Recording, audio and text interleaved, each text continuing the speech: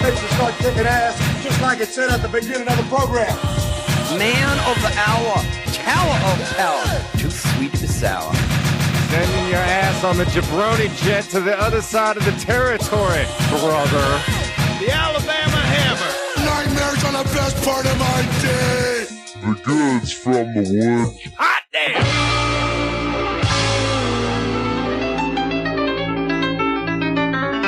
Welcome to the Goods from the Woods. My name is Rivers Langley. I am Pat Riley. I'm Mr. Goodnight, man of the hour, tower of power, too sweet to be sour. Joining us today to talk about what went down April 14th, 1912. It's Robin Higgins. Yes. So we'd like to do topics on this show, and by God, we've got one for you today. Yeah, we actually have a topic that we might stick to the entire episode. Oh my God, we're talking Titanic, ladies and gentlemen, and not just the movie. Although we can get to the movie, but we're talking about the event. It was on one Monday morning, just about 1 o'clock, when that great ship Titanic began to reel and rock. People began to scream and cry, saying, Lord, am I going to die? It was sad when that great ship went down.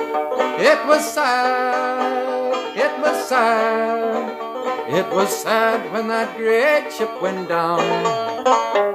Husbands and wives, little children lost their lives. It was sad when that great ship went down. Okay, so here's the main reason I want to talk about Titanic. I do want to talk about the boat. Let me just give you guys a brief history of why. So I'm the perfect age to get obsessed with it in theaters, the movie. So I saw it 3 times in theaters when I was a teen. Then my sister, I found out she had never seen the movie, and so we watched it last weekend, and then it just reminded me, it's like, I do like the movie, but really, and I want to get your guys' opinions on this, separate of torture being involved. I think the worst death is someone kidnaps you, you're tortured in some way, and then you're killed, right? But let's just say natural ways you can go where no one was trying to make you die. Yeah. Including animals, various horrible accidents. I think Titanic is the worst. Watching that movie, I'd rather die in a plane crash. I'd rather have a shark eat me. I'd rather have a lion rip me apart. I'd rather just die in a fire somewhere, because to have 2 hours to slowly panic and then to end up in the coldest water ever is just a nightmare. And you're with so many people. That's the worst thing. Sinking on a Titanic and just dying and you're the only one there, that's horrible. But thousands of other people, and you see someone whose jaw just gets ripped off, and then you're just still have to jump in the Atlantic. Right. So after whose jaw got ripped off? I mean, you just got to assume People someone's jaw got ripped off. People get stepped on. People are trampled. There's people who are getting shot because they're trying to jump on the lifeboats, and then you see so much human despair for such an extended period of time before you then have a horrible death of your own. Yeah. I think it's the worst. What do you guys? Do you think there's a worse? I will argue if you think you've made a good case for it. Thank you. I have to say though, I really bad. dislike heights though, so I still might take it over the plane crash. But it's not a good way to die. But the plane crash. But you also you bring up a great point, because it incorporates so many terrifying things, including the heights thing. Because if you remember, the Titanic, it lifted all the way up. So there were people who were up at the rear of the ship, at the stern, if you want to use a nautical term. When the ship started to go up, before it breaks in half, you would have been 200, 300 feet up in the air. Yeah. And there's that scene in the movie where the guy falls off and then dings off the propeller on the way down. Oh. Yeah. So I would have taken the bus. Well, that's the crazy thing about the Titanic, is because so many different, and they go, they do this a lot in the movie, and I think it's one of the cool things about the movie is they do show the social strata, how the boat is organized according to the class structure. First, second, and third class. First, second, third, and steerage. Oh, that's another bad thing. How you get locked in, where it's you're in the boat. You can see the water coming behind you. It's a foot, and just in your ankles, you're in that icy water, and you're literally locked through a gate, shaking, telling someone, "Please unlock me. Please let me get to the deck." And they're like, "No." Yeah. And then can you imagine holding onto a fence as the water just goes up, and that's just how you drown next to your child? Yeah, that's how you so go. Bad. Yeah, I mean, that's so bad. You brought up a good point that something that I've really never considered, that the boat didn't catch on fire. That's the one thing that didn't I am never happen. getting on a ship again after this episode. If the boat had caught on fire, that would be all of my worst fears combined. Like hypothermia, drowning, being trampled to death, all of that stuff. What about a giant sea monster into the equation? That's the other thing. You're going down into the water, and it's a little cold in the North Atlantic, so you don't have sharks to deal with necessarily. But if it's a fire, the thing that makes it scary, as kind of Robin puts it forth, is that it's so creeping. Yeah. So gradual. Yes. Yeah. It's not really like a sort of thing process like your death. Yeah, where you're like in the Hindenburg and the Hindenburg Yes. blows up and you fall. Exactly. But you're on fire. This is like something that's super duper. It took it took many a couple hours for to actually submerge completely. Yeah, I think if I'm not mistaken, the boat struck the iceberg just before midnight, and the ship didn't sink till 2-3 a.m. Yeah, a ship doesn't always just go under right away, and I think the a problem. ship that size, you've still got air trapped. You've got lots of buoyancy, so you have to wait for all the air to be kind of squeezed out of the ship for it to fully how many go down. people actually survived? It was about 700, and I think 700 out of what? They had out of about 2,000, and they had room for 500 more people in the lifeboats that they just didn't want to pick up because they didn't want to let them in because they just were too panicked and thought that they were above them, and then they didn't go back to get them when they're that's another bad thing is that if this exact crash happened anywhere else in warmer water, because these sent off flares and they telegram is it the same thing? Telegraph? It's the same thing. Anyway, they did that, and there was another boat there to save them by 4 a.m. By 4 a.m., you only made it 30 minutes max in that water. Yeah. So it's like you just put it in a warmer location, still kind of cold. You just sit in your life preserver and you're okay. Yeah. But no, they all froze to death after 2 hours of that. Yeah, after going through that trauma, and then your only relief is to freeze to death. Yeah. It seems really what it was almost like an emergency panic situation on a boat, because the evacuation and all that seems like it was terrible. Whatever their plans was in case of an emergency. Yeah, that's why I brought up a fun fact for you guys. That was the thing. They didn't plan for that sort of and then you put on top of that the first, second, and third class. It's we don't want any Irish people in these lifeboats. But you know who they did want in the lifeboats? Dogs, because 3 dogs survived the Titanic. And I looked them up. It was rich people that took their dogs with them, and so 2 of the dogs were Pomeranians. You know, those little fluffy dogs. Yeah, of course. And the third was a Pekingese. One was named Lady. And she was wrapped on a blanket. Can you imagine? You just see some child and you're like, fuck that. I'm taking Lady, the Pomeranian. I know, dogs live 7 years sometimes. You take your 6-year-old dog on the lifeboat and crush a child's head on the way out. In the interest of fairness, you're going to be in the lifeboat for you don't know how long, and you might get hungry. I'm just being honest. It was sea dogs or something. But to be fair, didn't the Titanic incident actually lead to a lot of change in maritime safety procedures? Yeah, the things that was interesting. They introduced lifeboats for everyone on board. One of the interesting things that was kind of a debunked theory was that a lot of people believed that when the Titanic sunk, there was this sort of legend or this conjecture that this calls for to be saved were being there was interference with people that were amateur radio people. Was that really? And that was one of the things where people were really trying to get out, kind of control the radio, because the radio was relatively new, with just shipping and the Navy. Yeah. Because they felt that people doing amateur radio, at the time it was so new that you had a lot of people that were noodling with it. You had a lot of they didn't separate the band out. Yeah. So when it came to the radio transmissions prior to and then after it crashed, a lot of people that were believing that it's there's no way that the Titanic could have crashed into an iceberg and sank and all this sort of stuff. They were just there was all these people that were noodling on the radio that kind of inadvertently sabotaged the ship. Even though it was just pure incompetence and pure lack of planning. Yeah. Yeah. Just one more thing on the death aspect of it is that ideally, if you're going to, best case scenario, you just don't know about your own death at all. You die in your sleep, you get shot in the head, right? Without sudden knowing. death, sudden glory. Mm-hmm. Yeah. And then the second is you get 5 minutes or 1 minute to make peace with it, airplane. fuck that. You make peace with it, or you're just Fuck you know that. what? I love my family, and then you just go, ah. But in Titanic, you could think well, okay, I love my family, I had a good job.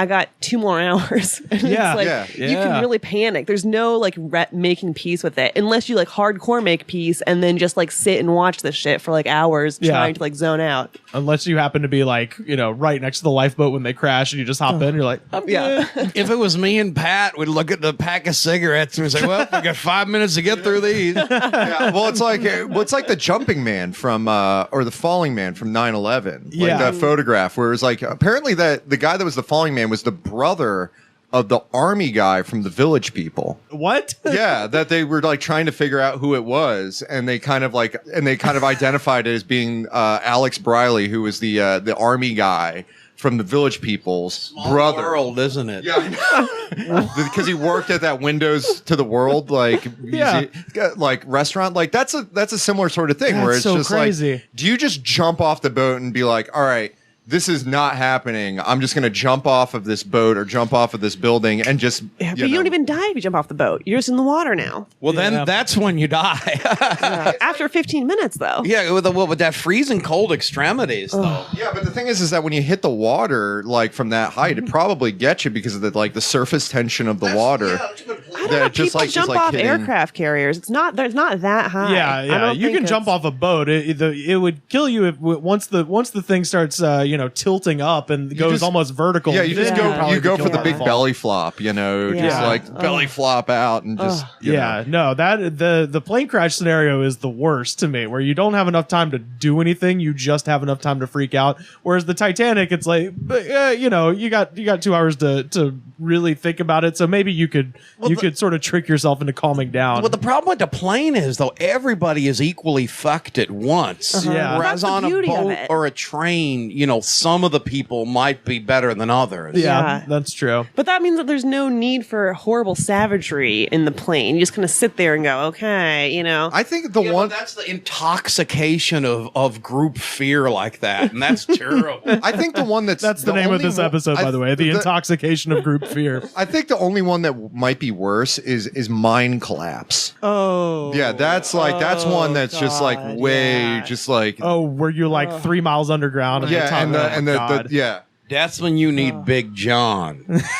Big Bad John. Like what mine collapse? Like you have like a month left, or like you have to like eat the someone, you remember or like the Chilean, but Yeah, there's no hope. Oh yeah, that's bad. Yeah, I don't know. Like the guys down in Chile, I mean, I guess they could get like food and stuff down to them, right? Or could they?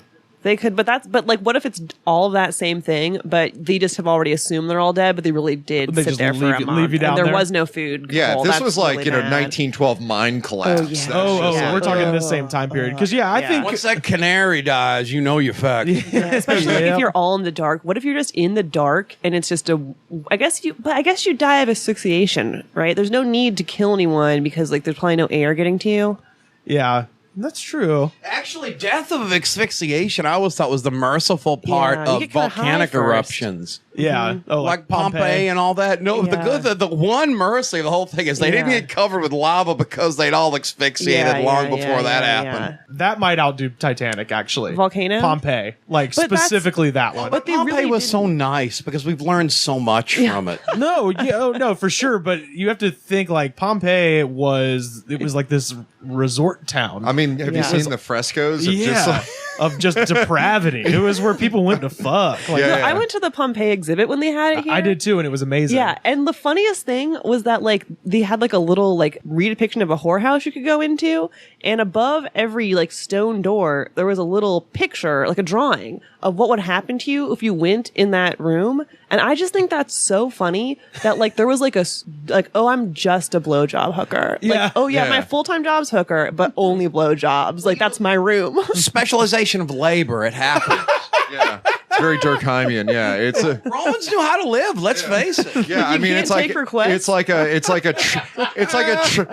a triple X version of that like house in Savannah from Magic Mike Double XL, where it's like, oh, you want to go in the cowboy room? Go in the cowboy room and see Michael Strahan do a cowboy striptease. I want to point something out. If any ladies want to go to the cowboy room in Sepulveda, you call up Mr. Goodnight. Can you imagine if you go to the whorehouse in Pompeii and like there's just a big line for like the fucking and blowjob room? Like, there's only 5 minutes wait for the hand job room. Hell with it. I'm going to do anal today. The line's too long. I got that 4-day pass. Yeah, old toss salad girls just sitting outside smoking a cigarette. I'm a Pompeii resident. I get a discount. I brought in a can of Coke, so I got $25 off. but yeah, that's a similar. It's similar the way that went down, because I went to that same exhibit and I was fascinated by they talked about, like, at first, everybody heard the eruption, everybody saw the ash coming down, but nobody knew that was going to be it. Because there were lots of eruptions, so like the town was used to it because it was just kind of an active volcano. Yeah. So when it was really, people didn't know they were fucked until it was kind of too late almost. Yeah, it's one of the great observed historical volcanical eruptions. Yeah, because Pliny was watching it from a distance. In fact, didn't it kill him or something? Yeah, he tried to get like a rescue operation going, because it was Pompeii and then Herculaneum was the port town right next to it, and those were both completely covered over. And there was warnings, and it's just like, imagine being the guy that's like, yo, this volcano is gonna erupt, everybody's gonna die, get out of here, and them just being like, shut up, you don't know Vulcan, shut up, oh, you think you could talk to Vulcan and he could tell you about this? Get out of here. Shit, I'm going to the whorehouse. I got boning to do. The Al Gore of ancient Rome. I mean, Albertus Gorius can be out there all day, but he ain't gonna be preaching in open exhibit. Gonna be up in that waiting in line for that blowjob room. I got a date with a guy that's dressed like a half donkey man.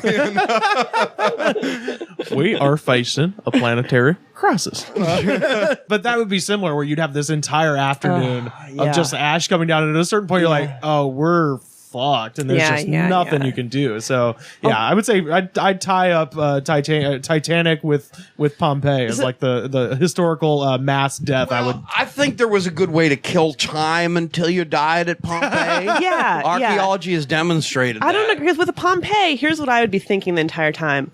Okay, it seems like it's okay. Okay, it's not okay. It's really bad. I'm going to grab my one golden vase, and now I'm going to take my family, and we're just going to start running the other direction. Because the inescapability of Titanic is so bad. Because with Pompeii, I'd be like, well, because I always thought, until the exhibit, if you just could run 2 miles away, like if you caught it an hour before it blew, you're good. But really, no, you're not. I just think there's one thing on this earth besides good enough that you can't run from and you can't hide from.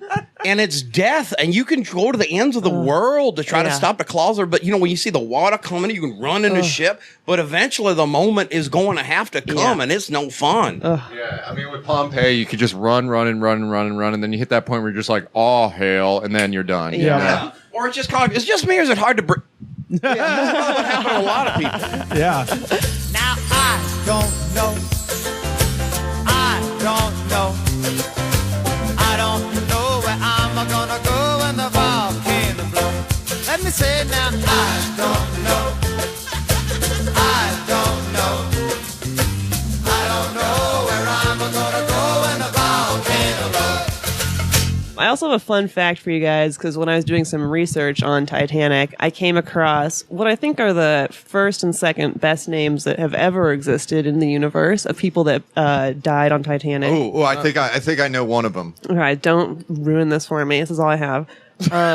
So first, one of them, just a great name, Cosmo Duff Gordon. Let's see, a boxer. Duff sounds like a nickname. I know, it's his middle name, Cosmo Duff Gordon. Isn't that just the best? Imagine how epic you are. These guys both look really awesome. You can Google them too. Cosmo Duff Gordon. Oh man, he does look fucking sweet. He looks like oh my god, this dude looks awesome. Yeah. Wait, he looks like Bateman from professional wrestling from Hollywood.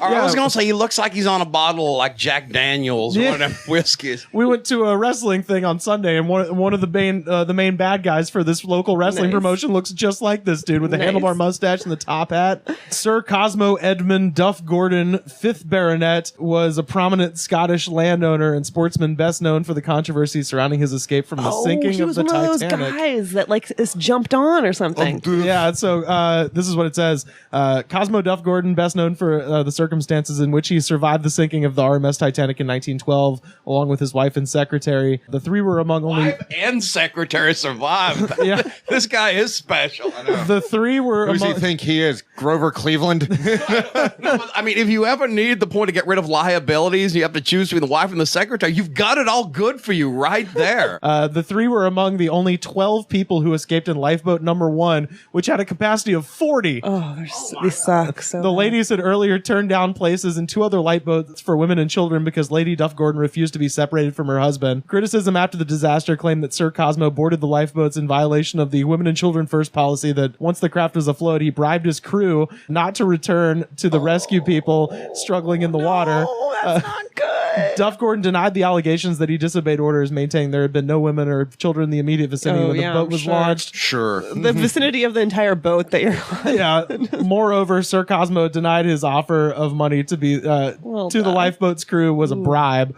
And the British Board of Trade inquiry into the disaster accepted his explanation and that it was a charitable contribution to the crew members who had lost not only their possession but their jobs. The inquiry nonetheless concluded that if the lifeboat had returned to the wreck site, it might have been able to rescue others. Regarding the bribery allegations, the report stated, quote, Thanks, Cosmo. the very gross charge against Sir Cosmo Duff that having gotten into lifeboat number 1, he bribed the men and to row away from the drowning people is unfounded. Yeah, sounds pretty founded to me. Yeah. So that guy's What year did this piece of shit die? oh man, I think he had a good 1987 or something? well, 1931. So Piece of shit. yeah. I wish he took a trip to Japan at just the wrong time in 1945 because he would have deserved it.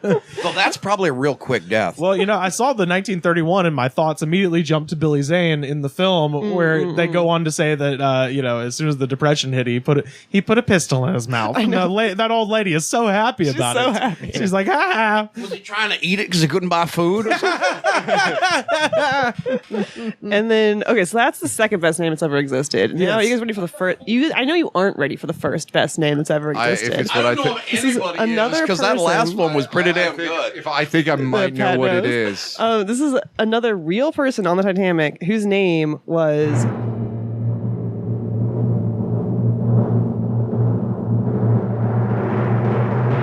Major Butt. Archibald Butt. Major Butt. A WCW guy or something like that. Major Archibald Butt. You gotta reach it. Just to Major, never get promoted. Wow. Never get. Look at him. What battles was he in? The battle of not enough toilet paper. The battle. I got a Medal of Valor at the Battle of Sharman. We're kicking ass in the battle against septic bacteria. The war against hemorrhoids never ends. Oh god. I led a brigade in the Battle of Dukalax. Can't you just be like, look, I'm at what's right before Major? Sergeant? Captain? Can you be like, look, I'm at Captain. Can you just hold me here till I'm ready for 2 promotions? Yeah. And then you just give me whatever. So I can be Commander Butt. Navy stuff. He could be General Butt. Brigadier Butt. That sounds pretty good. Or First Class Butt. If he was in the Navy, he'd be Seaman Butt.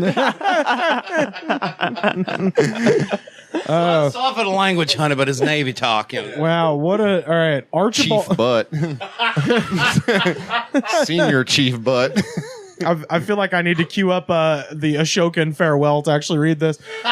Archibald Butt was born in September 1865 in Augusta, Georgia, to Joshua Willingham Butt and Pamela Robertson Butt. Oh, it's gonna be hard to. And her Can we get Shelby Foote to read this part? Her maiden name was Boggs, so she went from Boggs to Butt. That's not good. Swamp ass. Swamp ass, exactly. That's a minor upgrade. You gotta know that's like why he proposed. He's like, I gotta find someone who has just as bad of a last name, so they'll come down with me. Oh, Mrs. Boggs, you gonna be my butt swamp woman forever. What are you gonna change my name to, sir? Butts. All the wedding linens, Boggs and Butt wedding. Save the date, Boggs and Butt.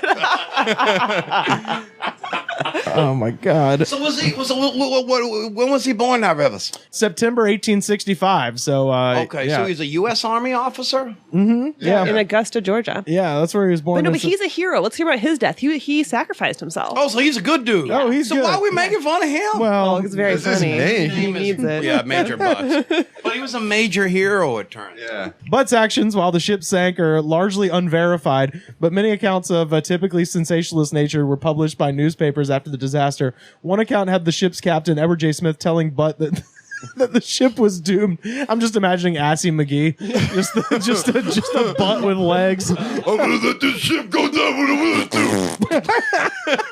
to. Yes, sir. As he's playing a trumpet. Butt yanked. I can't get through this because I'm a child. Butt was in the rear of the ship. Let's see. Butt yanked a man out of one of the lifeboats so that a woman could board. In this story, Butt declared, "Sorry, but women will be attended to first, or I'll break every damn bone in your body." He didn't do that to Cosmo. Right? Ew. Yeah. Cosmo sucks. Cosmo sucks, but Major Butt is awesome. One account tells of Butt preventing the desperate steerage passengers from breaking into the first class area in an attempt to escape the sinking ship. Uh-oh. That'd be a heroic move back then. It's just like, oh, the Irish. Yeah. Let's see. Even Butt's final moments remain in dispute. Well, we all know what happens right when you die, right? What happened to Butts in the end? Even Butt's final moments remain in dispute. Dr. Washington Dodge says he saw John Jacob Astor and Butt standing near the bridge as the ship went down. Dodge's account is highly unlikely as his lifeboat was more than 0.5 miles away from the ship as it sank. Other eyewitnesses say they saw him standing calmly on the deck or standing side by side with Astor, waving goodbye. Several accounts had Butt returning to the smoking room where he stood quietly and resumed his card game. Smoke some butts. These accounts have been disputed by author John Maxtone Graham. Butt perished on the Titanic and his body was never recovered. I just imagine that, like, they made up a lot of stories about him because, like, William Randolph Hearst was just like, his name is Butt. Let's write stories about him. Butt. Butt sinks. No, I knew about Archibald Butt because we read A Night to Remember in middle school. It was like the novelization of it. And they had the list of the people that perished at the end in there, and like obviously very early on, prominently was Archibald Butt. Yeah, and he's in the A's. Yeah. And we were like 12 years old, and we were like, dude, his name was Butt. And nothing has changed since then. Because we didn't know that, like, in like England, there's lots of people with the last name Butt. That's like the Smith of England, I think. By the way, on May 2nd, 1912, a memorial service was held in the Butt family home with 1,500 mourners, including President William Howard Taft. Wow. Taft spoke at the service saying, quote, "If Archie could have selected a time to die, he would have chosen the one God gave him. His life was spent in self-sacrifice, serving others. His forgetfulness of self had become part of his nature. Everybody who knew him called him Archie. I couldn't prepare anything advanced to say here. I tried, but I couldn't. He was too near to me. He was loyal to my predecessor, Mr. Roosevelt, who selected him to be a military aide. And to me, he had become as a son or a brother." Don't have Taft give your goddamn eulogy. What a utilitarian fucking eulogy from Mr. Bathtub. To be fair, from Mr. Bubble. I mean, to be fair, President Taft was a heavyweight of butt. So fuck yeah, dude. I would argue President Taft had the largest butt of any president. Yeah. Oh, please, don't you rock my boat. 'Cause I don't want my boat to be rocking. Oh, please, don't you rock my boat. No, no, 'cause I don't want my boat to be rocking. I'm telling you that, oh, I like it. So you had to read a book about the Titanic? Yeah. Oh, it's called A Night to Remember. It's like Too. You remember was that the one with George C. Scott? Yeah, it was like a novelization of that event. As a matter of fact, I believe A Night to Remember was actually the big special effects Titanic movie before the 1997 or 8, whichever Titanic, wasn't it? Yeah, with George C. Scott, right? Yeah. Yeah, because I remember watching that as a little kid and watching everybody fall off the deck and people get into the lifeboats, and that shit was scary even then. There's actually an amazing story about Jack Johnson, the boxer. Oh, was of course. Saved because he probably would have ended up in that fate because he tried to get the largest cabin in the Titanic because he was really well. He was a heavyweight champion of the he world. had a shit ton of money. Yeah, total spendthrift, you know. Yeah. But he was like, I'm gonna get the biggest cabin on the biggest ship ever on the ship, and they refused because he was black. He was yeah. black. So yeah. the one time segregation really worked out in someone's favor. And there was this sort of thing where I don't know who it was. I don't know if it was Leadbelly or somebody had a song about Jack Johnson and the Titanic, and they said it was like karma for like segregation. Oh, really? Yeah, that it was essentially because Jack Johnson was left off of being on the Titanic. It was God's revenge for, racism. Hey guys, I hope you're enjoying the episode. I was just going to jump in here to let everybody know a bit about Leadbelly, in case you don't know who he was. Leadbelly is the stage name of Hootie Ledbetter, who was one of the most prolific and legendary American songwriters of the 20th century. Leadbelly, who was born in Louisiana in 1889, was famously discovered singing in Angola Prison in 1933 by the folklorists John and Alan Lomax. Leadbelly was serving time for assault and attempted murder after stabbing a white man during a racially charged bar brawl. Leadbelly was released from jail in 1934 after the Lomaxes petitioned Louisiana Governor Oscar K. Allen for his release. Now, Allen insisted that the music had nothing to do with it, but the Lomaxes had included a recording of Leadbelly's signature song, Goodnight Irene, along with the petition to the governor. Leadbelly was a master of the 12th string guitar, and after being released from jail, he spent the next 15 years writing and collecting the folk songs of the American South before passing away in 1949 at the age of 61. Leadbelly is remembered as a favorite songwriter and musician of everybody from Pete Seeger to Van Morrison to Kurt Cobain. Now, most modern audiences are probably most familiar with Leadbelly's songs Goodnight Irene, which was done by the Weavers and a million other people in the 50s, The Old Cotton Fields Back Home, which was done by Creedence Clearwater Revival, and Where Did You Sleep Last Night, which was famously covered by Nirvana on the album Unplugged. Now, what we're about to hear is Leadbelly's recording of a song that he co-wrote with Blind Lemon Jefferson called Titanic. I'll play Leadbelly's intro, in which he's presumably talking to one of the Lomaxes about the story of the Titanic and Jack Johnson, and then we'll hear the verse that concerns Jack Johnson, who was the first black heavyweight boxing champion of the world. Anyway, that's my little break-in. I'm going to let Leadbelly take it away from here. Here's Leadbelly. Yeah, 1912. Blind Lemon and myself, we used to do this. And I'm going to say something about Jack Johnson on that, but Jack Johnson was a prize fighter at the time. That's the time he whooped Jeffries, Yeah, I know. 1912 or something like 10. But this is when the Titanic went down. It left down there, and wasn't nothing on that. The people use the name as Crackers, which I don't use that name. But anyhow, this is the song about it, and this tells a true story just about what happened on that ship in 1912.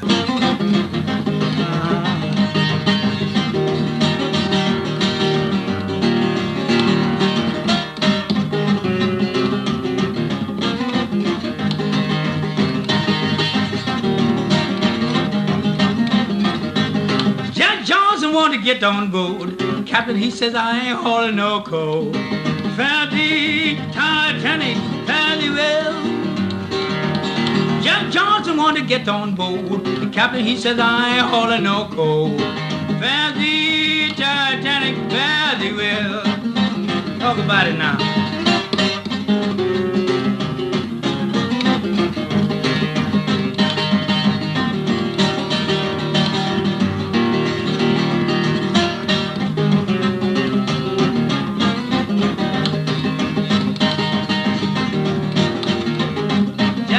So glad he didn't get on there.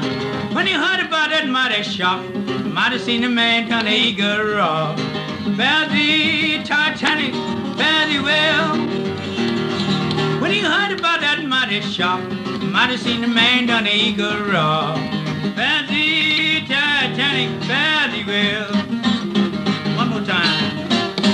Oh, that's so interesting. Yeah, because Jack Johnson, he was in Britain at the time. Yeah. Doing exhibitions or something like that, and he was just like, yeah, because I am the biggest pimp of all time. Oh yeah, that was his thing. The biggest, and bring my white wife on there because he just wanted to throw it in everyone's face because Jack Johnson was awesome. Yeah, and they were like, no, and he was just like, and God was just like, hey, I'm a Jack Johnson fan. Why? Yeah. Fuck. What's his name? Jeffries or whatever. Yeah, Jim Jeffries, Tommy Burns. Yeah. All those. Well, my favorite Jack Johnson story was he used to drive a race car because fuck you. That's why, like, he was being paid so much money to box that he just would. Jack Johnson's he's probably super worth his flashy. own episode in the future. 'Cause Oh, there's yeah. a lot of Jack He's Johnson. fucking amazing, but he would. I wrote a master's thesis on Jack Johnson. Did you really? Yeah. The story about him driving 100 miles an hour across Georgia, and he gets pulled over. The cop starts to write him a ticket. He goes, "Go ahead and give me 2. I'm going to be coming back the same way in a couple days." Yeah, Oh my God. He fined him. He fined him $50, and he gave him $100. And Oh, he was that's what it was. Yeah, he's I'm gonna like, be "Keep it." speeding on the way back. I'm, so. I'm coming the same way on the way back, or something like that. It'd be so great to just have fuck you money.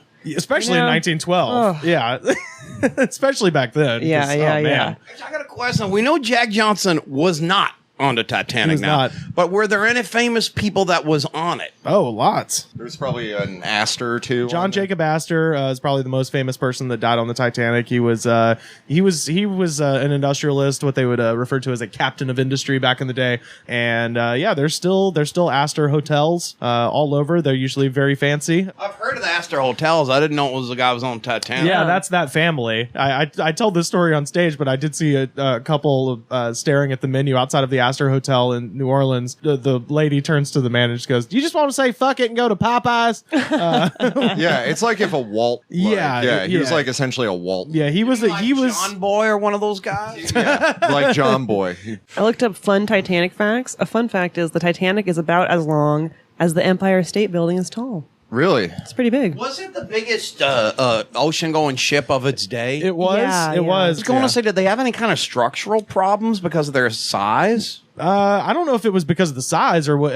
I've always heard that it was like the iron that they built the sides of the boat out of was faulty somehow, and that's what allowed it to. All right, that might be a good point then. Robin, right? The Titanic hits an iceberg on the side, right? And it scrapes across, and that rips a huge gash in it. Is Yeah. that what happens? Yeah. But It's where just- is the gash? Like above the water? No, line? it's below the water, down by all of the people shoveling coal, and just like these. And a bunch of the ship is not really being used for anything. It's just like big storage areas so that the rest of it can exist. Because don't they have, like, in the bottom of ships, they have, like, areas that can be flooded, right? They did, but one too many got flooded. Oh, okay. It was like it could survive up until 4, and 5 got flooded, and that was. And this is all true. I looked this up too. Like the way that like the famous Titanic movie like portrayed it is the guy, that architect who built the ship. As soon as he heard that 5 had been flooded, he's like 100% the ship will sink. At that, like no one even really noticed the like budge. Like even that guy didn't. He barely noticed that like they hit anything.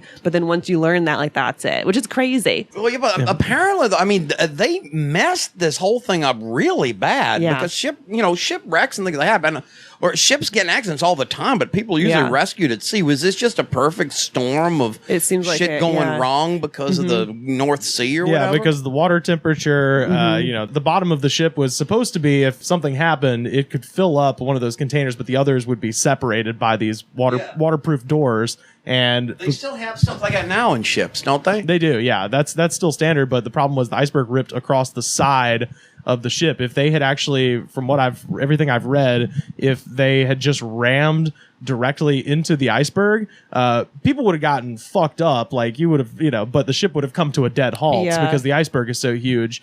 But the fact is that they tried to steer away from it, and in the process scraped up against the side, and that's what ripped open all of those waterproof compartments at the bottom. Yeah. How different the movie ship. Titanic would be if they just ran into the iceberg. They'd be fucking in the car, and the car would have just flown across the way. And like John, the captain, would just be like, hell yeah, gonna run into this thing. Biggest ship ever. Hey, you get on the intercom like, hey y'all, check this out. Hold on to your ass. You ever played chicken before? I'm playing chicken with the iceberg, motherfucker. I'm the king of chicken.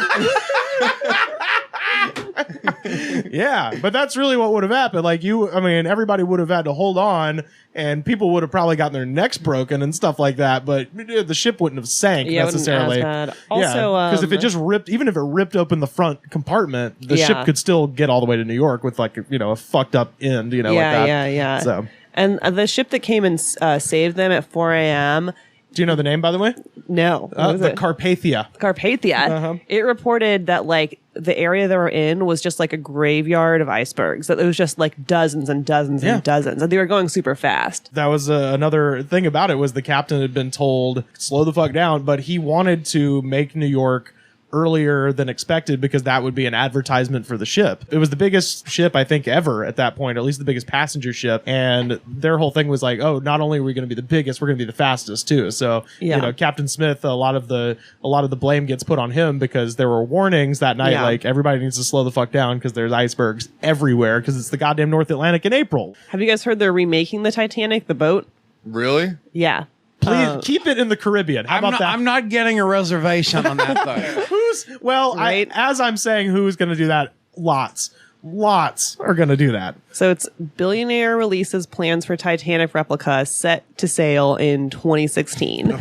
And it's an exact replica called Titanic 2. The exact same sinking, too? Right. It's so like basically, look, if you just write it and you have a good time, that's great. If you write it and then you die, that's your fucking fault. That is your fucking fault. Fool me twice, shame on me. Yeah, I mean, if they wanted to go with the sequel sort of trend, they could have gone with Titanic 2 being a bus. They switch it up. Yeah. Titanic 2 cruise control. Yeah. He said 40,000 people have expressed interest in tickets for the maiden voyage, taking the original course from England to New York. What was the original course? It's Southampton in England and then goes to Ireland and then to New York, I think. I think it just went to New York. I don't know if it went to Ireland. It stops in Ireland because that was in the movie. Passengers on board that replica will dress in the fashion of that period and eat dishes from the original menu. Oh, fuck you. Drown in the fashion of that period. Yeah, we're going to put on hoop skirts so they're real heavy. You're just really Well, that was tempting after fate. there of the hoop skirt, really. Maybe some bustles up in there and things like that. Oh, yeah, of course. They might float. In what some may consider a temptation of fate for a remake of a notoriously unsinkable ship that sank, don't worry about it because a representative of the Finnish designer said it will be the safest cruise ship in the world. And you have to believe that because that's what they said about the first one. Oh, my God.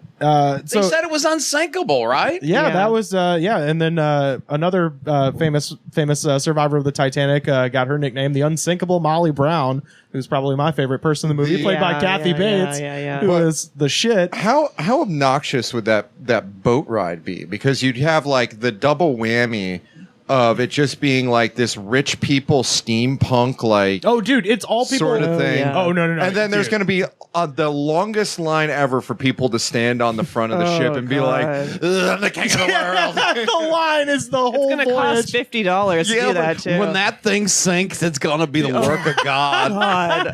It's going to be all people our age. First of all, everybody's dressed up in steampunk shit. Yeah. You're exactly and they're right. they're not going to let Kanye West buy a cabin in it. Please, God, let him. Also, just listen to this horrible, horrible quote from the guy who's building it. I want to spend the money I've got before I die. You might as well spend it, not leave it to the kids to spend. There will be enough left for them anyway. Like, fuck you, billionaires. Or give it to cancer research. Yeah, really. Just gotta spend it. Titanic 2. I don't know. They say the wrong people have all the money. Yeah. And people have talked about socialism. Now, Dan, what if the government confiscated the wealth of people that do really stupid things I'm with so it? for it. For the public good. Yeah, Sounds like the good. guy building the Noah's Ark thing right now. What's that? Oh, the Creation Museum in Kentucky. Oh, you mean Ken Ham? Yeah. Oh, I don't know about that, Rivers. I can't wait to go to that thing. We should go. I'd love to go, but the thing is, I'd want to go undercover, like not make fun of them all, just go in really high and watch all that. Are they gonna be like real animals in there or animals in there? Or are they gonna do like the Chuck E. Cheese? Oh, it's going to be all animatronics. It's going to be much like the Creation Museum, which is on the site adjacent to the Noah's Ark thing. They have the animatronic Triceratops with the saddle that you could ride. Yeah, and you could have like 2 animatronic red pandas and 2 animatronic, newts. Yeah, and then 2 microbes or whatever. 8 animatronic members of Noah's household. But yeah, no, just to clarify, the original course I was wrong. It's not Dublin, it's Cobb. So it's Southampton to Cobb, and then the plan was to go Southampton to Cobb, Ireland, and then across the Atlantic. That's where the big boss man got off. To Halifax. Yeah, going down to Cobb County, Georgia. Cobb County, Ireland. Thank God the big boss man wasn't on that when it sunk. And then it was going to go to Halifax and then to New York. That was the original plan for the Titanic, and then of course sank off the coast of Newfoundland. Titanic 2. Were they carrying anything like cargo or anything in this ship? Yeah, they were carrying cargo because that's the whole thing with the scene where they're fucking in the cars. They had all the cars. Oh, okay. Yeah, it was. I mean, it's it's. Well, like, I wasn't thinking about cars. There was a church in Boston, and the urban legend was that the original statues for this church were on the Titanic. No, that's true. No, because it was a passenger liner, but the same way that any commercial airline flight has mail on it, it was the same idea. So there were a lot of large luxury goods. So that's entirely within the realm of possibility. I mean, the movie shows the cars. That's the prominent one. But if you look around in that scene, there are huge boxes of cradle. Yeah. There was a whole what they would call a freight deck, where they would have all of their goods and things. Because it's like cruise ships are bad. People getting sick on them. The bad buffets, just all that. If you listen to the Andy Haynes episode, there's 311 on the boat sometimes. Yeah. Like if you read the supposedly fun thing I'll never do again by like David Foster Wallace, it's just like a woman projectile vomiting in a gold lame dress and a glass elevator sort of stuff. But it's just like, but it's going to be like retro and it's going to be a bunch of like Titanic fan people and people are just like, oh, I got tons of money. I'm going to go on a Titanic too. Steampunk people should all be killed by some kind of steam-powered Gatling gun or something.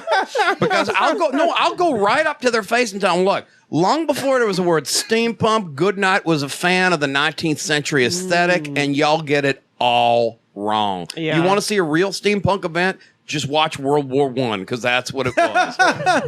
Actually, that'd be a little bit past the steampunk era. That's what they call diesel punk. That's Did they have diesel in World War I? Yeah, I think so. So then what's steampunk? Steampunk is like a riverboat. It's the time period in between Jules Verne and H.G. Wells. Okay, so but I read H.G. Wells, and there's not a lot of steam up in him. It's like Boer War sort of stuff. Yeah. They don't look like it because they always try to dress more like in the like the Lincoln era, mid-Victorian with the big hoop skirts and the huge top hats. Or maybe like a Franco-Prussian War thing or something. What's wrong with you if you're really into steampunk? If you're a steampunk person, what's that core thing that's not being fulfilled in your life or you don't realize about your own personality? Yeah, and like don't fool around with history like that without knowing it, y'all people. Yeah. No, I'm really curious. What's your theory? What's your guys' theories on like what's wrong with steampunk people? I don't know. I think people like the aesthetic. We live in an age where things are so sanitized that people just can't accept that like there was 100 years ago and people dressed different. So people nowadays like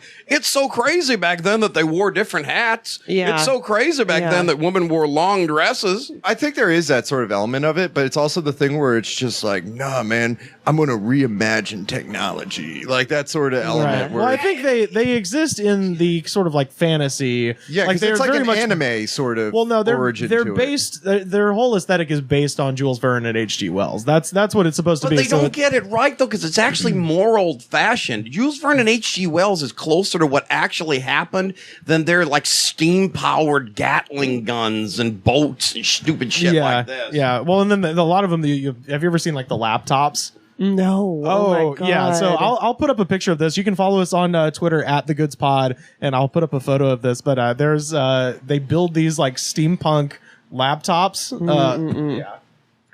Yeah. One thing that like generally annoys me is when people don't respect science, and it's like the one like say like we're bad, the other times are good. But really, it's like, well, you still using your iPhone and like you're really fucking grateful you got antibiotics. Like you got to give it up for this time period at some point. Oh yeah, if most of these steampunk people went back to the 19th century, they wouldn't have a clue. You have no clue how racist people were then too. A lot of people would not get on too well back then. Yeah, I mean, I think a lot of it's artifice and a lot of it's like showing off. Where it's like, well, I got this iPhone, but I also have this like rotary phone attachment to it to be like, bring, bring. Yeah. Well, here's like a steampunk laptop, for instance. And this one is has like a wooden casing with F holes like they have in a violin at the top, and then there's some that are they have like a little claw feet on them, like an old clawfoot tub. Yeah, this is the kind of thing that every time I've gone home to visit my parents, my mom is starting to use the word more and more, and I'm worried that this might because she's an antique dealer, so she loves old stuff anyway, and I'm like, oh god, mom's like a couple of friend choices away from being a steampunk person, maybe. Steampunk Gale, yeah, dude.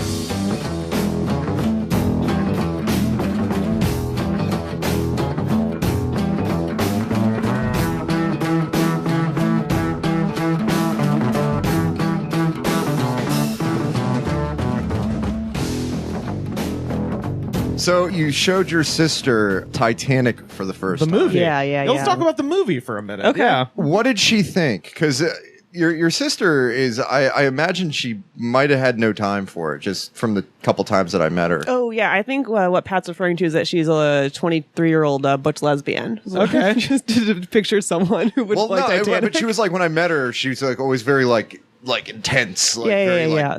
You know. I was thinking she loved it. She was super Really? into it. Yeah. And also what I was reminded of, because I hadn't seen it in like years, I mean, probably like a couple years after it came out, is that the love story is hokey or whatever, but I feel like they kind of sell it because they're teenagers. That's like a big selling point for me. I'm like, you are an idiot when you're 17. You might really do. And like people are like, oh, Billy Zane's not that bad. I'm like, yeah, but if you're getting married to some like person in their mid 30s and you're 17, you're going to be just pissed about it. You know, like you're going to do weird stuff. Like just like a big feminism rant is that Rose is actually, she's a real character. She's like kind of sucks, but it's given that that's her character, not that she's like an inherently like shitty like woman that isn't ever thinking anything. And then she actually has her own arc and she ends up saving Leo from that being chained to the pipe, you know? And that's a pretty baller move. Like, you don't see that a lot today. Like, there's no way they'd give one fucking Avenger bitch anything to do with it that important. Like, I, by myself, decide to go do this and someone's really gonna die if I don't, like, do this thing, you know?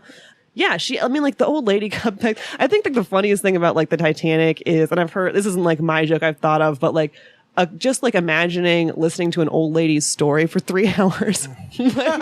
That's what's really happening. Like, it's just an old lady's wet dream that anyone would listen to her talk for 3 hours. And there wasn't any sort of tangents about and then there's some big crimes going on in Cabot Cove. Let me tell you, I was watching an episode of Murder, She Wrote, and Father Cunningham, who's now the sheriff.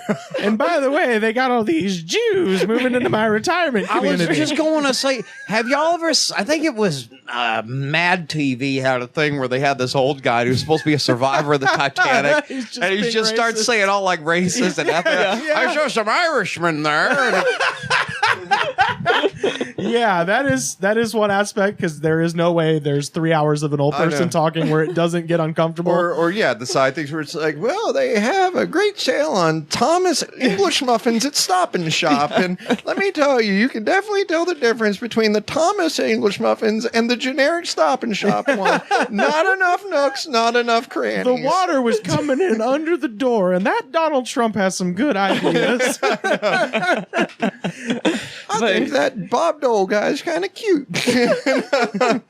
But yeah, no, she loved it. And man, oof, there's so much. There's like a straight 90 minutes of just watching people die in different ways. It's crazy. Somebody actually compared that movie in a lot of ways to Snow White. In that Walt Disney was told he was insane for attempting, like, they were like, no one is going to watch a 2-hour-long cartoon. Yeah. And then it came out and it was the biggest movie in history. And not only that, Disney moved his studio from Los Feliz, near where we are, over to where Disney Studios is now in Burbank, with just the money in the middle of the Great Depression. With all of that money, moved it over there. And same with Titanic, where everybody was like, James Cameron's a fucking moron. Yeah. No one's going to watch this thing about this depressing story where everyone knows the ending and all that stuff. And then it became the biggest movie ever. I was going to say, though, to me, that it doesn't seem like that kind of no-brainer. I mean, I think the issue is, boat movies are historically expensive. Yeah. But when you think about it, it's got good-looking leads. Yeah. It's got it's a movie that's been successful before. Although I will argue, almost unknown leads. Really, Leonardo DiCaprio had been in Romeo and Juliet, and that was pretty much it. I mean, I think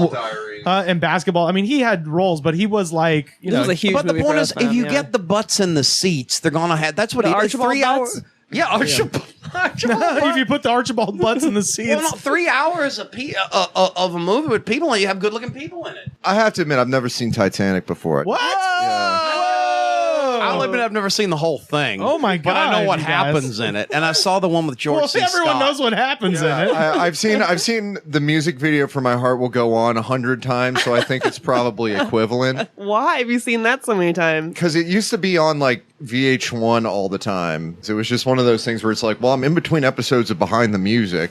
We'll play 30 minutes of videos, and then it's just like, you are You know, and it's just The like Titanic soundtrack was the first CD I ever bought. Is that right? Yeah, and I bought it from Ross Dress for Less. I had brought What? Why were they selling that at Ross Dress for Less? I don't know. all the CDs they had were Titanic and copies of that Candle in the Wind single that Elton John released. Candle in the But let Wind me tell 97. you, Yeah. I was not thinking it through as like a 14-year-old because the Titanic soundtrack is all boat noises. It's all boat noises, and the last track is that song. And besides that, it's fucking. I was so upset. the rest of it recorded by the actual Titanic. Maybe It was like stereotypical Irish music. You got a couple of the string quartets. You got that song we danced to. You got a lot of boat noises, and then you got the Cher song.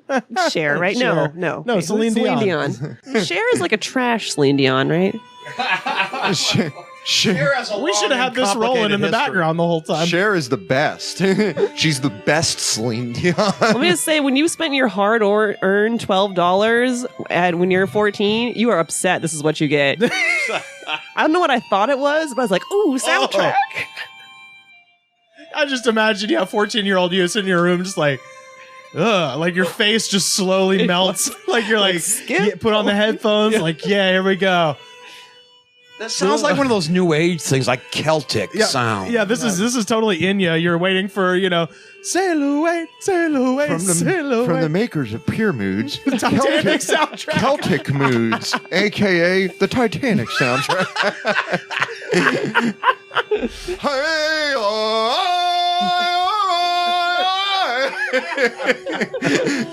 oh, man. Return. Yeah, see those rumbling boat noises?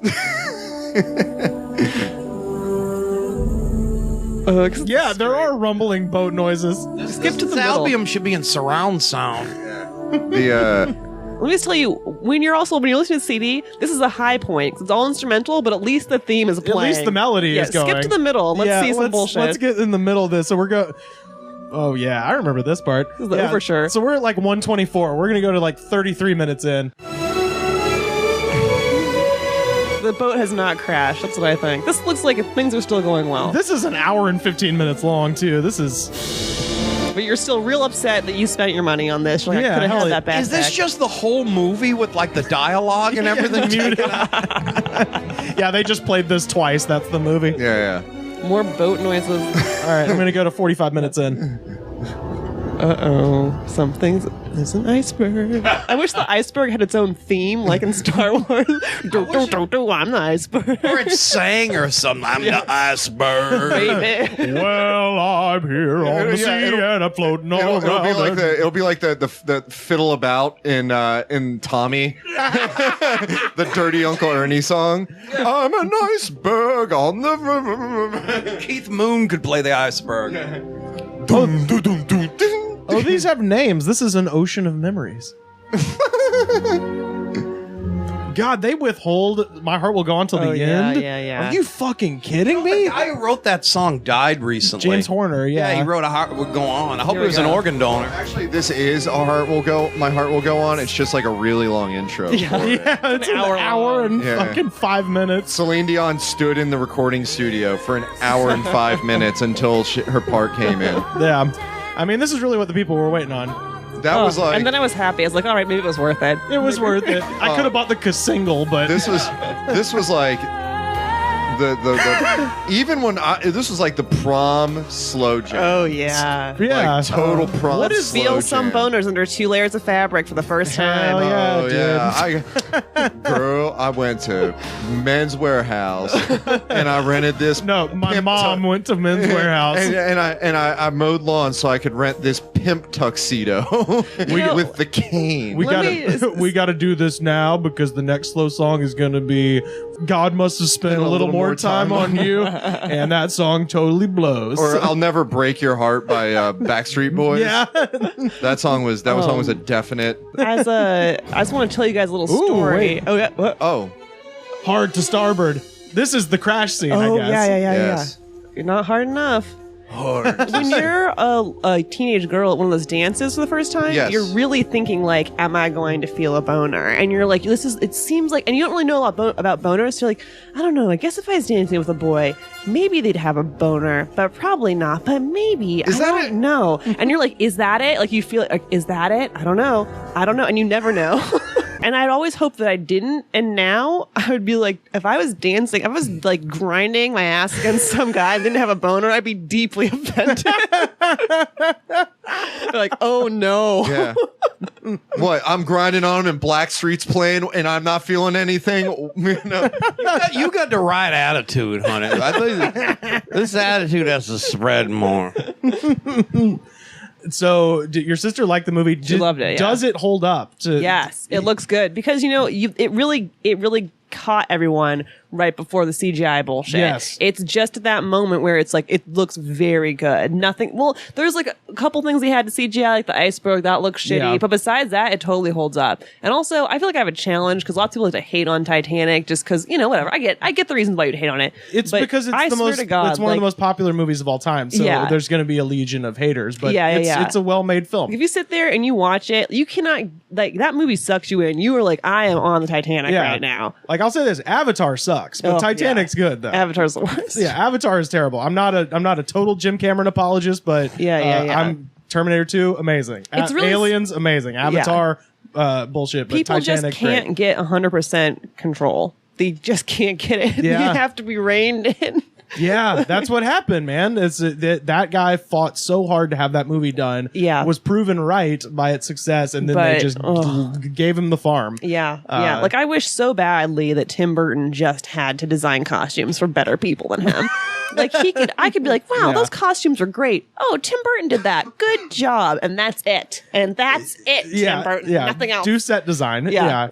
And they built a set for that too. That's a thing. And they built it. It was a 3/4 life size. Yeah. And they built it in Miami, actually, because they needed somewhere where the water wouldn't kill the cast and crew with hypothermia. And so they built the set. Little did they know what's in the water in Miami. Yeah. Miami Harbor or Biscayne Bay is not the cleanest place in the world, but Did y'all ever see any of those like exhibits that have like stuff from the Titanic and all that? No. Robert Ballard, Yeah, who's the guy who with his robot Argo discovered the remains of the Titanic back in '87. I've seen them, but not because I went to them, but I worked briefly as a security guard around this time when Titanic was big, and I worked at when they were putting the thing together for the Titanic exhibit. Oh, really? Was that in New York? No, this was in Boston. Oh, it was when okay. I was in college, and I remember it rained. It rained real bad. That's mainly what I remember. Yeah, I want to hear about Mr. Goodnight's security guard. I didn't get to carry a piece or anything like that. I only had it for about a month. Hey, everybody, we're almost at the end of the episode, but I wanted to pop in here one more time because no show about the Titanic would be complete without including this little piece of audio. This is one of my favorite bits. It comes from my good friend Tom Seiniger. He's a Los Angeles-based comedian and one of my closest friends out here. You can check him out on episode 41 of this podcast talking about Law & Order Special Victims Unit. Funny dude. You can check him out on Twitter at Tom Seiniger. That's TomSeiniger. Tom Seiniger. And this version of his Titanic bit was recorded live a couple of years ago at Unnecessary Evil, which is a show that I produced down at the West Side Comedy Theater in Santa Monica. So check out Tom Seiniger. I mean, there are things I don't like. Like, I've had to see Titanic a bunch. And, like, not to talk about a movie that came out 17 years ago, but I have some thoughts, because people, when they talk about Titanic, they get the plot wrong. Because everyone thinks that Cal, played by Billy Zane, is the bad guy, and he really isn't. All he's trying to do throughout the whole movie is prevent Leonardo DiCaprio, who's like a dirty kid who's been hanging out with French prostitutes his whole life, from having sex with his fiancée. All he's doing through the whole movie is just like, why don't you not do that? And everyone's like, oh, what a bad guy, getting in the way of true love. It's not true love. They are just two horny teenagers, which is proven by the fact that when they do have sex, it is in the backseat of a car, even though they are on a boat in the middle of the ocean. But, like, the real bad guy of the movie, when you think about it, is Kate Winslet, because she cheats on her fiance like right away, and like lets him draw a naked picture of her, which takes some time, and then leaves the naked picture of her that the other guy drew for her fiance to find, and he finds it at the exact same time that he realizes she has stolen a priceless necklace that he gave her as a gift. So at this point, he has been cheated on, stolen from, humiliated by a teenager, and if that wasn't bad enough, he is also on the Titanic. I don't want to spoil it for you, but it sinks and everyone dies. They, like Jack and Rose, don't die, of course. I mean, he dies because she's like cold and can't hold on to him for a minute.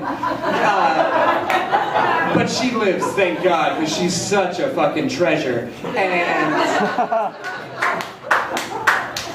And then that's what the point when the movie cuts to her as an old lady, and she's like, they put me in a refugee camp along with the poor. Cal came to look for me, but I hid so he thought I'd perished. And then she says, after that he got remarried, of course. Like, that's how she says of course. It's like, why do you care? You didn't want him. You didn't want him so bad you cheated on him and faked your own death, and now you're gonna be all weird and bitchy about him getting remarried? Like, where does this awful bitch get off? And then she continues as this horrible old lady, and she says like, after the stock market crashed in 29, I heard Cal lost everything and put a gun in his mouth. And I was like, yeah, James Cameron, you can stop now. That's enough. He's been cheated on, humiliated, been through the Titanic, is now in like a loveless remarriage because he thinks his real life is dead. And now he's gonna lose all of his money and kill himself? Like, that's so bad. But then James Cameron, ever the fucking auteur or whatever, takes it one step further and destroys Billy Zane's career in real life. Which might explain the one time I met him. He was a real asshole to me. We were having brunch at the same place, and I was like, hey, are you Billy Zane? And he was like, yeah, why don't you fuck off, kid? And I was like, I guess that's what I get for interrupting you while you're waiting your tables. Okay. Alright, you guys have been wonderful. Thank you so much. Give it up for Rivers one more time. The fucking best! Tom Seiniger, everybody. Give another round of applause. God damn it, it was awesome. Well, he says he's got a big boat with a high road, and everybody knows his name. Oh, it's a big boat, and it pumps up a poor boy's pride. Says he's got a big boat, it's just a ferry boat, and that makes for a short ride.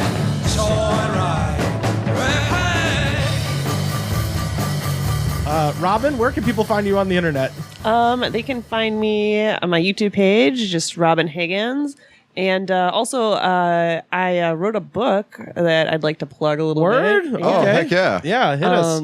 It's called We Don't Think You're Racist. Okay. And it's like a coffee table book, so it's super quick read. It's like it's a bunch of people, a bunch of comedians from LA that are all people of color. And like on one page, it's like a picture. Like, for instance, there's like my page, it's a picture of me. And then my little quote says, thanks for only asking me twice if I'm sure I'm biracial. Because I look very white. I'm not. And it's like 50 of those. Yeah. And it's like $12 on Amazon. So, And is that through the Devastator? It's the Devastator. Oh, Devastator is a really cool thing. They have a lot of cool books out there. But yeah, definitely check out that one. That we sounds just awesome. got on, sorry, this is a really weird brag. We just got into those airport bookstores. Oh, hell yeah. Whoa, hell Hudson News? Hudson News. So if Yeah. you're traveling in an airport, That's just go to big the time. comedy Man. section. That's big time. Oh, shit. That's where I get my cherry Coke and my Chex Mix before I get on the plane. That's dope. That's awesome. a big deal, because that's actually like one of the things that's a big joke amongst like authors and things like that, where it's just like, wow, you really make it when you get into one of those airport bookstores, because that's when fucking people, true. That's when people get buy books. Yeah, They're desperate for anything. yeah. No, yeah, books on a plane get read. Yeah, that's yeah. true. Oh, man, that's So awesome. congratulations Yeah. to Thank you and the We were like and the trying crew. so hard to get into Urban Outfitters, and instead we got in Hudson News. Like, That's okay. That's so much better. So I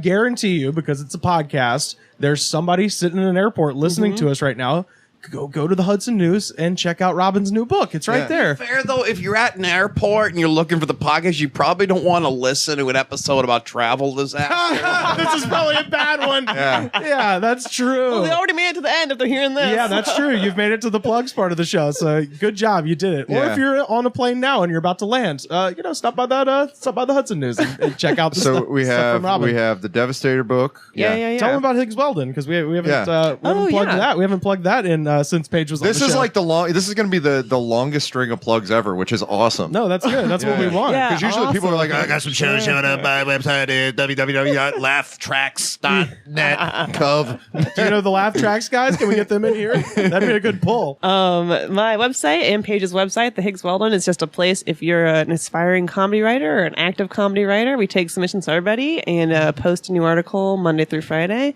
And yeah, it's just kind of a cool little blog we've had running for a bunch of years now. Yeah, you guys started that basically right when I moved to LA, like fall 2012. We were really young too. Yeah. That's so cool. I'm always happy to read that. Always lots of fun articles. Old days. Yeah, good old days. When the Bruco still ran. Oh yeah. So, we've learned a lot of things because it looks like there's a lot of people that's just obsessed with shit where everybody dies. Phil Collins likes the Alamo. Robin likes Titanic. We all like Titanic. Goodnight, obsessed with Custis Last Stand. Yeah. If you get wiped out, people come back. Oh, yeah.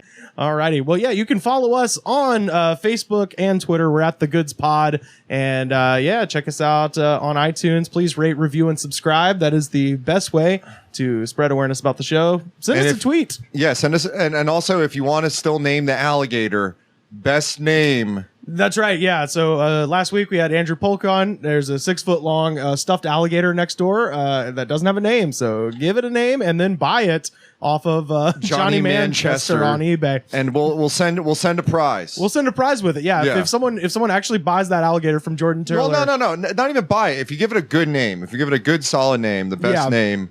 We'll get a prize. We'll get a prize. And song of the week this week, this is Mark Everett, aka E, and this song is called LA River. We'll see you next week. Rate, review, and subscribe. Do it. Walking along by the LA River. This river's such a joke, and so am I. I don't know why I should believe her. I don't care what she says, I wanna die. I jump right in the drink, but there's no water. I jump right in and sink away from here. Poor river, empty river. I'm feeling just like you. I'm feeling just like you. Walking along by the LA River. Stepping on broken glass, kicking cans. She's telling me I don't even know her. I guess there's some things I won't understand. I'd love to float away like old Tom Sawyer. I'd love to run away and be Huck Finn. Poor river, empty river. I'm feeling just like you.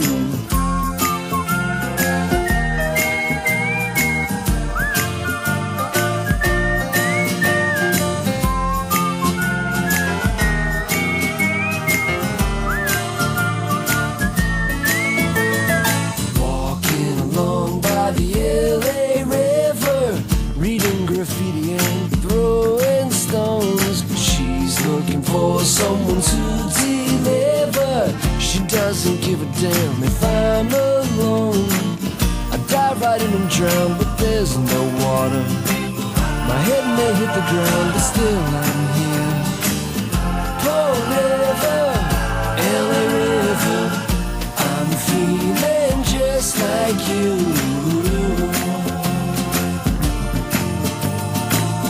I'm feeling just like you.